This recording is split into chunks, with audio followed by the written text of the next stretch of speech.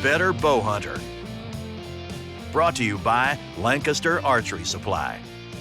Hi, this is PJ Reilly. On this week's episode of Better Bowhunter, we're going to talk to Hoyt pro David Hauser about the importance of stabilization on a bow hunting setup. David, so you're just as avid a bow hunter as you are a target archer. Absolutely.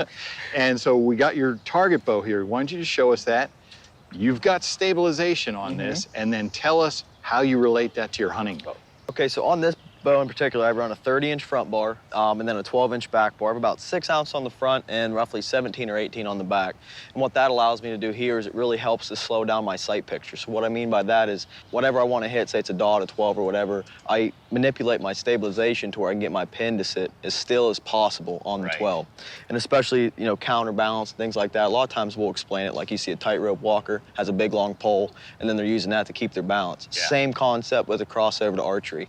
So shooting targets and stuff like that, I'm like, why not take that in the woods? You know, I need to be just as accurate to make as ethical of a shot on an animal as possible. Of course, shorter because I don't want to be slinging this around in a stand or in a blind. So I'll shoot a 12-inch front bar with a 10-inch back bar with about the same weight combo, but a lot less on the back. I'd say on my hunting bow, I'm anywhere from 4 to 6 ounces on my front bar with probably 12 on the back.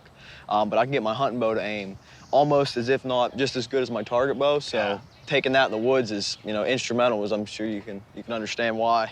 So, I mean, we see a lot of bow hunters who, when they go out, they just want a little short, stubby thing out front, but talk about why that is not necessarily the best scenario. So really why that, you know, that's really common is dampening, you know, really quiet down the bow. Those are, you know, have a lot of dampeners in them and they're rubberized, things like that. But as far as from like a balance and aiming standpoint, they're really only helping with the, you know, reducing vibration and reducing the sound the bow is making when it's fired. It's really not benefiting you as much as far as aiming or, you know, other benefits in that sense that I'm looking for is why I shoot the longer bars with a back stabilizer, especially if I have my quiver on. You know, I can use my back bar to counterbalance that and try to make the bow as balanced as possible. All right, that sounds like good tips. Thanks a lot, David. We appreciate it. Thanks, PJ.